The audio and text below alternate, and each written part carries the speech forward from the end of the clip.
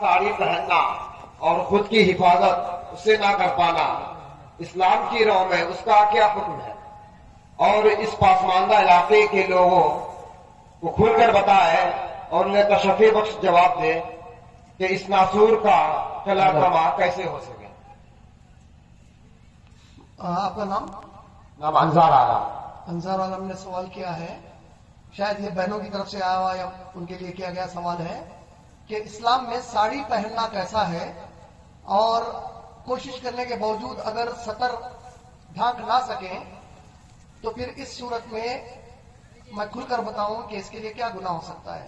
जज़ाकल्लाह खैर, आप बैठिए इंशाअल्लाह। अल्लाह ने कुरान में 3 जगहों पर हिजाब का हुक्म दिए हैं। कुरान में बुनियादी तौर पर 3 जगहों पर, सूरह नूर सूरह नंबर 24 आयत नंबर 30 और 31, सूरह नूर सूरह नंबर 24 आयत नंबर 60 और सूरह अहज़ाब सूरह नंबर 33 आयत नंबर 59। ये 3 मुकामात पर कुरान में हिजाब का हुक्म आया है। हमारे यहाँ हिंदुस्तान, पाकिस्तान वगैरह में हिजाब के कई डेफिनेशंस हैं। कई हिजाब किसको बोलते, तो हर कोई किसी ना कोई बुर्के को हिजाब बोलता, कोई चादर को हिजाब बोलता।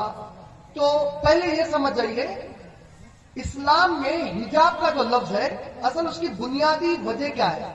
उसकी वजह यह है, अल्लाह ने सूरह नूर की आयत नंबर 30 में उसके बारे में अल्लाह ने बताया और कहा कि ऐ मेरे नबी, मुसलमान मर्द आदमियों से बोलिए कि जब गैर महरम औरत पर नजर पड़े अपनी आंखों को नीची कर ले और शर्मगाहों की, पेशाब के जगहों की हिफाजत करें।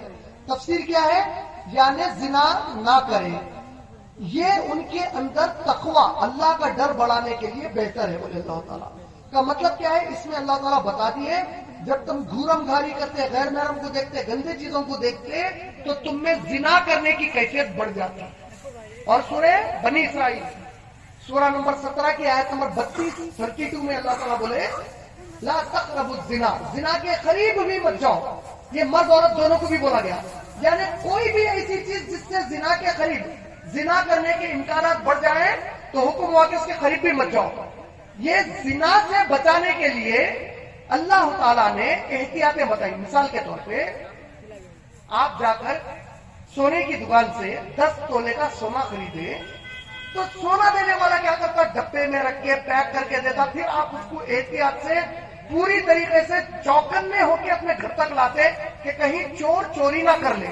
तो अल्लाह फरमा रहे, शैतान ऐसा चोर है जो तुमको तकवे की चोरी करवाएगा, तुम्हारे अंदर जिना की कैफियत बढ़ाएगा, और जिना हो सकता तो आंखों को नीचे करो। पहले हुक्म इस्लाम में हिजाब का औरत से पहले मर्द को दिया गया, पहले तू अपनी निगाहों को नीचे कर ले। उसके बाद बोले वह कुल्लिल मोमिनाती, और मोमिन औरतों से भी बोलिए, मुसलमान औरतों से भी बोलिए कि वो भी अपनी निगाहों को नीची कर ले, शर्मगाहों की हिफाजत करे, अपने सीनों को ढांक ले और ना दिखाती फिरे सिवाय उसके जो इत्तेफाकन दिख जाए। का मतलब पूरा ढांक लेना है। कितना ढांकना है, इस बात को अल्लाह ताला सूरह अहज़ाब की आयत नंबर 59 में समझाए। सूरह नंबर 33 आयत नंबर 59। अब आप जो बोले अहमियत कितनी है बताओ, ये आयत उसकी अहमियत बताती है कि औरत को कितना ढांकना वो बताया गया ये आयत में, और क्या बताया गया, कितना अहम है वो बताया गया। आयत कैसा शुरू होती देखिए, उसको समझाने के पहले आयत को एक छोटी सी बात बता दूं। मिसाल के तौर पे मैं बच्चे के, मेरे बेटे के दोस्तों को कोई बात पे नसीहत करना चाह रहा हूं, तो उनको नसीहत करने के लिए मैं क्या बोल रहा हूं, मैं तेरे मेरे बेटे को जरा डरा के बोलता हूं। बेटे को डरा के क्यों बोलता हूं, ताकि उन लोगों को लगे अब इसको ही डरा रहे तो अब हमारा उसको और थोड़ा आसान कर देते समझाने। आप जो क्लास में स्कूल में पढ़े ना, आपके क्लास में जो आपकी क्लास टीचर है उसका बेटा भी स्कूल में पढ़ रहा समझो, बच्चे शरारत करे तो टीचर अपने बेटे को टाइट बोली, पूरे बच्चे अम्मा उन्हें खुद के बेटे को बोली, अब हमारा कैसा बोलते हैं। ये इंसानी फितरत है। इस आयत में सूरह अहज़ाब की आयत नंबर 59 में अल्लाह ताला हिजाब के बारे में नबी से शुरू करे बात करना। अल्लाह अकबर, क्या बोले, या अय्युहन नबी, ऐ मेरे नबी, कुल, हुक्म दीजिए, बोल दीजिए, कह दीजिए, ली अज़वाजी का, किससे बोलिए, अपनी बीवियों से बोलिए। अल्लाह के नबी की बीवियां उम्मत को क्या होना, सूरह अहज़ाब की आयत नंबर 6 में अल्लाह ताला बोले उम्मत के लिए माएं हैं मेरे नबी की बीवियां, मां की तरह है नबी। मां से किसी की शादी होती, मां का کتنا بڑا مقام ہے، جنت ہے پیروں کے نیچے. امت کی مائیں ہیں میرے نبی کی بیویاں بولے. مائیں بولنے کے بعد شادی نہیں ہو سکتی، پھر بھی حکم کیا ہوا؟ اے میرے نبی اپنی ان بیویوں سے بولیے. کیا بولیے ان بیویوں سے؟ یہ ازواجی کا کیا بولیے؟ یدنینا علیہن جلابیبہن، کہ وہ لوگ اپنے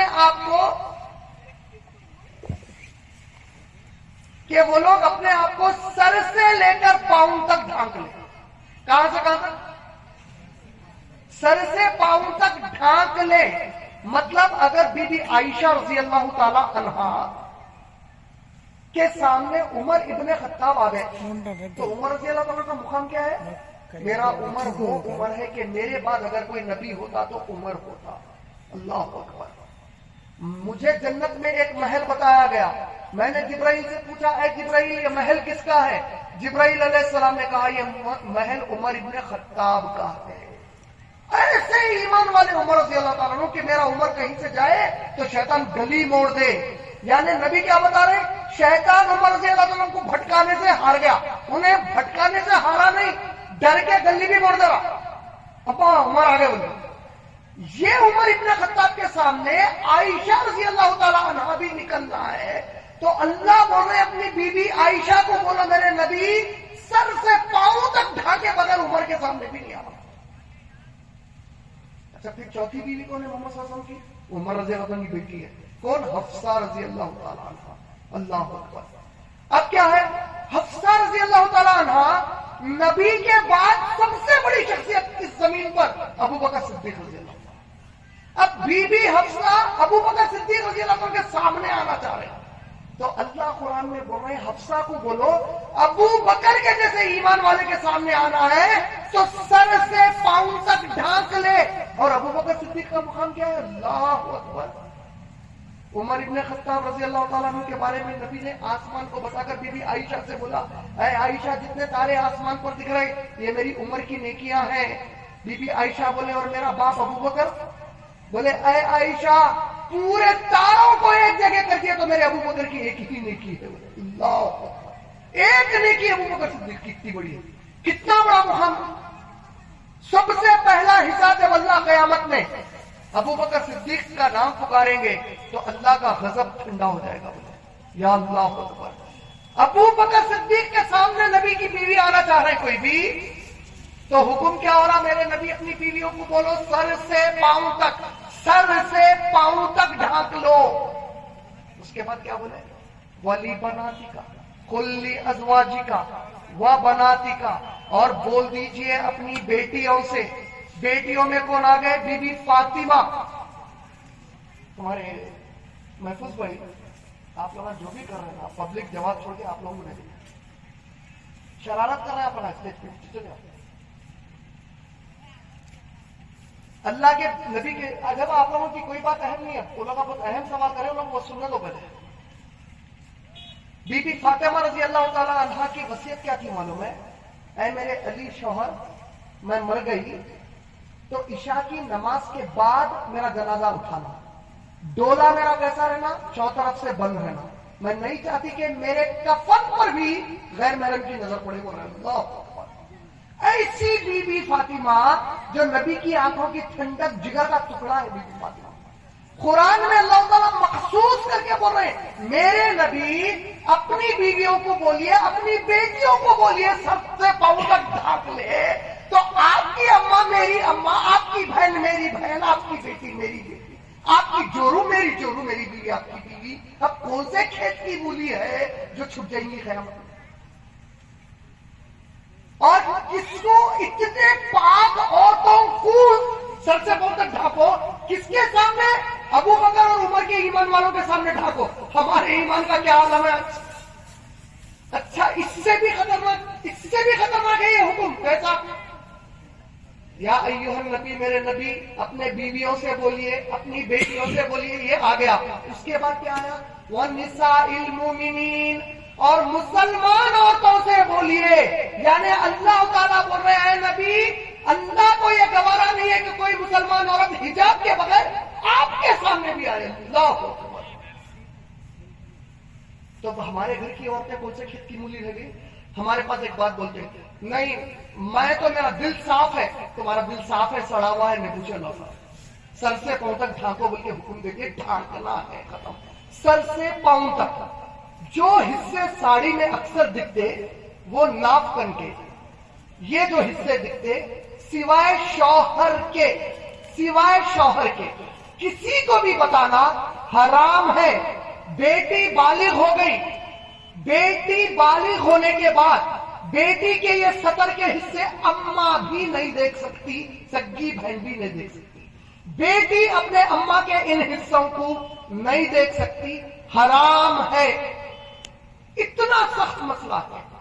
اور بے حجاب اگر کوئی ہے، اگر اس کے اندر اس کی نیت کیا تھی اللہ کو معلوم۔ آپ سب ایک چیز یاد رکھنا، سورہ محمد صلی اللہ علیہ وسلم، سورہ کا نمبر ہے 47 اگر 47 نمبر یاد نہیں کی رہا تو نبی کا نام یاد ہے سب کو۔ سورہ کا نام ہے سورہ محمد صلی اللہ علیہ وسلم، آیت نمبر 9۔ آیت نمبر 9 کیا ہے معلوم ہے؟ ان لوگوں میں سے کچھ ہیں جنہوں نے اللہ نے جو حکم نازل کیا اس سے کراہیت کرے مطلب ابا یہ ایسا ہے کیا بھائی، ویسے یہ نہیں ہوتا، یہ میں نہیں کر سکتا، ٹخنے کے اوپر میں نہیں پہن سکتا، ابا داڑھی ارے میرے سے نہیں ہوتا، کراہیت کرے۔ اللہ نے جو حکم نازل کیا، دیکھیے داڑھی اور ٹخنے کا حکم حدیث میں صحیح بخاری والیوم نمبر 7 حدیث نمبر 5892 5893 5798 یہ پورے داڑھی اور ٹخنے سے ریلیٹڈ ہے۔ حجاب کا حکم کیا ہے؟ قرآن میں۔ کس سے شروع ہو رہا؟ نبی کی بیویوں سے شروع ہو رہا، بیٹیوں سے، اور نبی کے زمانے میں نبی کے اوپر ایمان لانے والے مسلمان عورتوں کو اللہ بول رہے میرے نبی کے سامنے بھی نہیں آنا بکر کا۔ اور اللہ سورہ محمد صلی اللہ علیہ وسلم کی آیت نمبر 9 میں کیا بول رہے؟ جس نے اس میں جو نازل ہوا اس سے کراہیت کی تو قیامت میں ان کے پورے باقی کے نیک اعمال پھینک دوں گا اٹھا کے۔ اور آیت نمبر 22 سے 24 میں کیا بولے معلوم ہے؟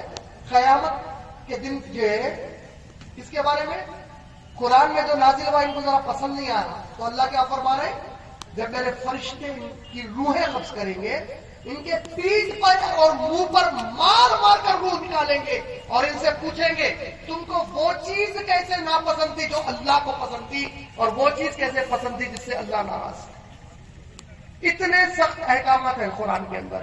حجاب کے بارے میں میری مسلمان بہنوں، حجاب کا مطلب یہ ہے کہ آپ جو بھی کپڑے پہنے، اگر آپ غیر محرم کے سامنے آ رہے ہیں، اپنے پھپھیرے بھائی، ممیرے بھائی کے، اپنے پھوپا کے، اپنے خالو کے، اپنے بہن بھائی کے، سوائے ان مرد لوگوں کے جس سے ساری زندگی آپ کی شادی نہیں ہو سکتی، جیسے آپ کا سگا باپ، آپ کا سگا بیٹا، سگا بھائی، جس سے کبھی بھی شادی نہیں ہو سکتی، اس کے علاوہ وہ مرد جس سے زندگی کے کوئی موڑ پہ شادی ہو سکتی، ان کے سامنے نکل رہے ہیں، باقی کتنے بھی قریبی رشتہ دار ہیں، آپ کو سر سے پاؤں تک قرآن ڈھانپو، ان کے سامنے نہیں نکل سکتے۔